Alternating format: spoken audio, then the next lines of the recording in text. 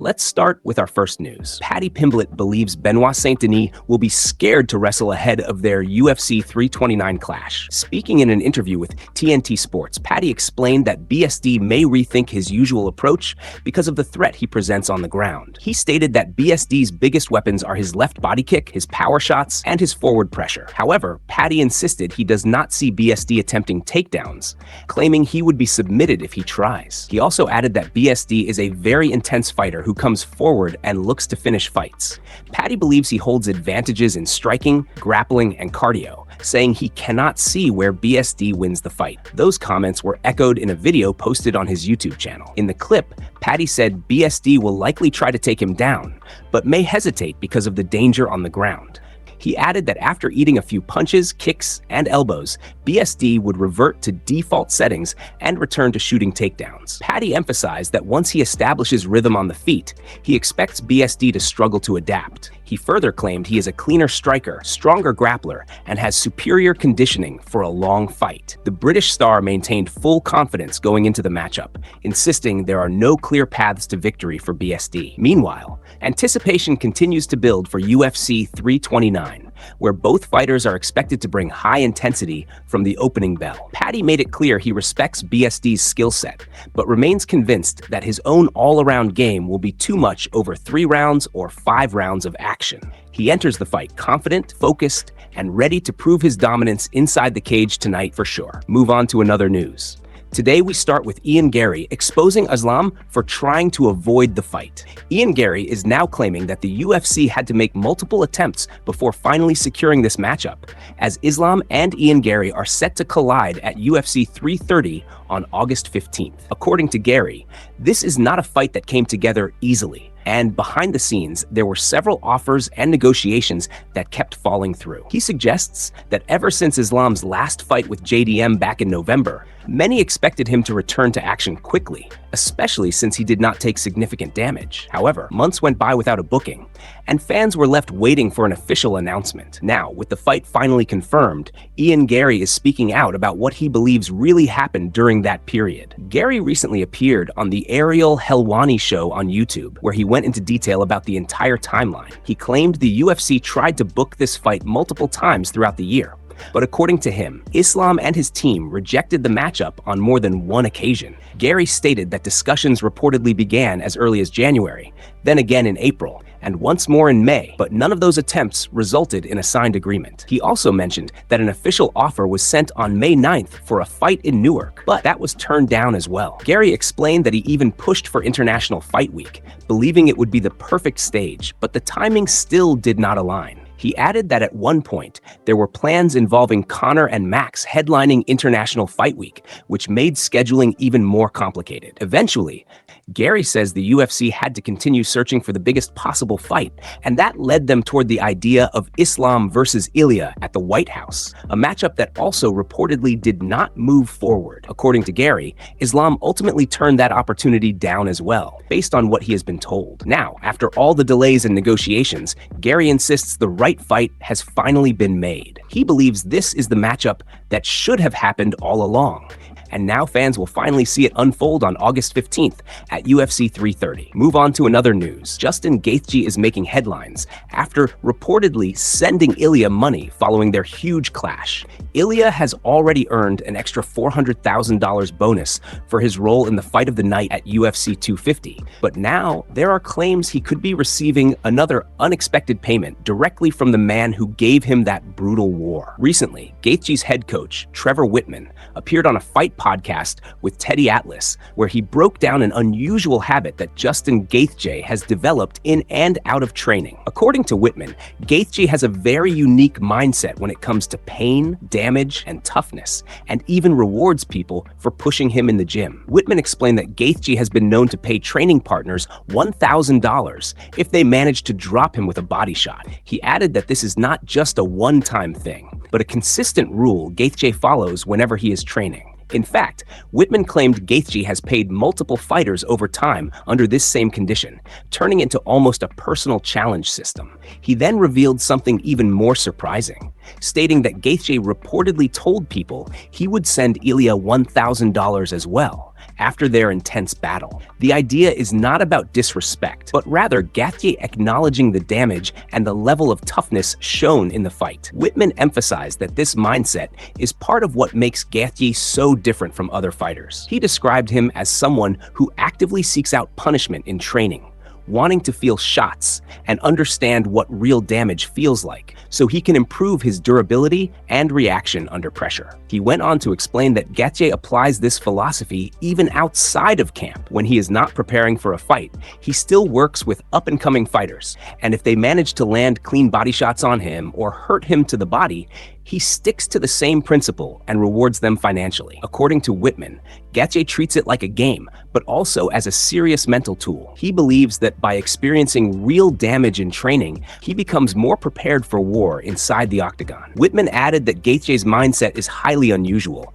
but also extremely effective for the type of fighter he is. This approach has now become part of Gaethje's identity, both in the gym and in competition, and it continues to fuel discussions about his toughness, his mentality, and his willingness to embrace punishment at the highest level of the sport. Move on to another news. Diego Lopes has revealed that he was paid extra to serve as the official backup fighter for the Justin Gaethje versus Ilia matchup. Speaking on the latest episode of the Ariel Helwani show, Diego Lopes confirmed details about how the situation unfolded and how he ended up stepping in as insurance for one of the biggest fights on the card. For those unfamiliar, Lopes first made weight for his scheduled featherweight bout, then went through a full rehydration process. After that, he was required to step back on the scale again roughly an hour later, this time to make sure he was ready for the lightweight backup role. It was a demanding process, but Lopes stated he had no issue taking on the responsibility. He explained that the opportunity came together quickly. According to Lopes, his manager noticed that Arman was not planning to attend Fight Week as the official backup.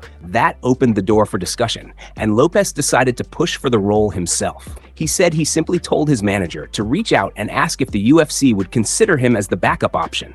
Lopes added that he personally texted Hunter, asking about the possibility. Hunter reportedly responded with surprise, asking if he was serious about taking on the extra workload. Lopes replied that if the UFC needed him, he was fully willing to step in and handle the responsibility without hesitation. Despite the extra pressure of cutting weight twice and staying ready for 2 divisions, Lopes made it clear that he was comfortable with the situation. He described it as a straightforward decision and said he was prepared to help save the fight if anything went wrong at the top of the card. When Ariel Helwani asked him directly whether he was paid extra for stepping in as the backup fighter, Lopes confirmed that he was indeed compensated for the role. That admission highlighted how backup fighters are often rewarded for the risk and effort of staying ready without a guaranteed fight. The moment quickly drew attention, with many noting how unusual it is to cut weight twice in one day for different divisions. However, Lopes treated it as an opportunity rather than a burden,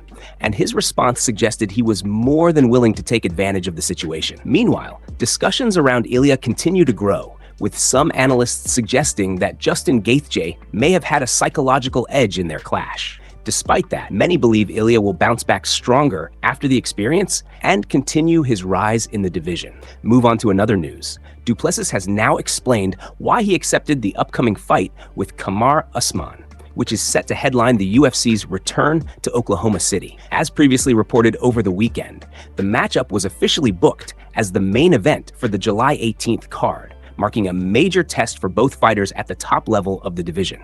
Speaking during an episode of Fight Forecast, Du Plessis broke down his decision to take the fight and what it means for his path forward in the UFC. He explained that his goal is to face opponents who can push him closer to another title opportunity, and that Usman fits exactly into that category. He stated that even though Usman is a bit older now, that argument does not hold much weight when you look at recent performances across the sport. He pointed out that fighters continue to prove themselves at the highest level regardless of age, using recent examples to support his belief that elite competition remains dangerous at any stage. Du Plessis went on to highlight Usman's legacy, describing him as arguably one of the greatest welterweights of all time, alongside Georges St-Pierre in the discussion for dominance in the division. He emphasized that Usman's career achievements, title defenses, and overall record speak for themselves, making him a high-risk, high-reward opponent. He also noted that Usman originally built his career at welterweight and has shared the octagon with some of the biggest names in the sport. Du Plessis referenced Usman's win over Sean Strickland,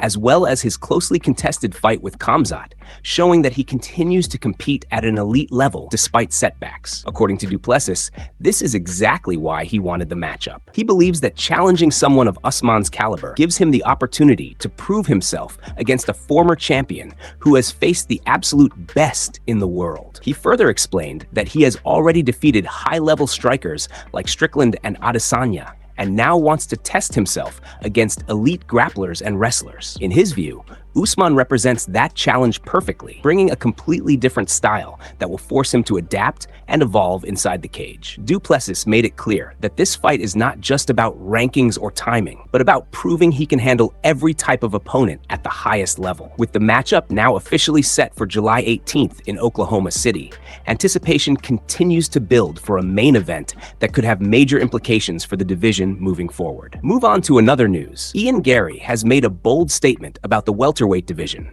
claiming it will be better once he becomes champion. Speaking during his appearance on the Ariel Helwani show, Garry explained why he believes his rise to the top would completely change the landscape of the division and increase overall competition. According to Garry, when he eventually becomes champion of the world, the welterweight division will improve significantly in both activity and excitement. He argued that the current structure of the division lacks consistent momentum, and that his leadership at the top would bring more frequent and meaningful fights. He specifically pointed out that the current champion does not fight often, suggesting that title defenses may be delayed for long periods, potentially even stretching into future years. Garry used this point to emphasize what he sees as a lack of urgency at the top of the division. From his perspective, different matchups within the welterweight division offer far more exciting stylistic clashes. He highlighted the possibility of major rematches and fresh contenders rising through the ranks, which he believes would create constant movement and fan interest. Garry mentioned a potential rematch with Carlos Prates, calling it a massive fight that could become one of the biggest matchups in the sport at a certain point. He also referenced a possible return of Shafkat, suggesting that if he comes back, it would open the door to another huge clash in the division. In addition, he brought up rising contenders such as Michael Morales, Gabriel Bonfim, and Sean Brady, stating that these fighters are all part of what makes the welterweight division so deep and competitive. In his view, these matchups would become even more significant under his reign as champion. Garry insisted that the welterweight division is already at its strongest point ever, but believes it still lacks the consistency and activity needed to fully maximize its potential. He argued that when he becomes champion, there will be more frequent fights, more high-level matchups, and greater excitement for fans around the world. He made it clear that he sees himself as the key to unlocking the division's full potential, promising that his championship run would elevate the sport and bring more attention to welterweight competition. Meanwhile, attention in the combat sports world also continues to grow around another major storyline, as discussions build over Conor potentially returning to face Max Holloway in a massive welterweight showdown that could shake up the division even further. Move on to another news. Sean O'Malley has shared his thoughts on the recent performances and the growing debate around Ilia, stating that he believes Justin Gaethje may have humbled Ilia in their recent clash. Speaking about the situation, O'Malley reacted to the discussion surrounding Ilia's future and how he will respond after such a high-intensity fight. O'Malley said he is sure the experience will be humbling for Ilia, but also believes it will ultimately make him better. He emphasized that Ilia is still young and has plenty of time to develop further as a fighter, suggesting that setbacks like this are part of long-term growth in MMA. He added that Ilia has been dealing with personal challenges recently, which he believes may have affected his mindset heading into competition. However, O'Malley noted that despite those issues, Ilia managed to push through and come out on the other side, showing resilience in a difficult period. According to O'Malley, the loss or difficult experience against Gaethje should not be seen as the end of Ilia's rise, but rather a turning point. He believes that fighters often return stronger after being tested at the highest level, especially when they are still early in their career. O'Malley specifically stated that in his opinion, Justin Gaethje clearly humbled Ilia in the matchup. However, he also stressed that this kind of experience is valuable and can serve as motivation for a stronger comeback in future fights. Meanwhile, the MMA community has been reacting heavily to the latest UFC rankings, with fans and analysts debating movement across multiple divisions.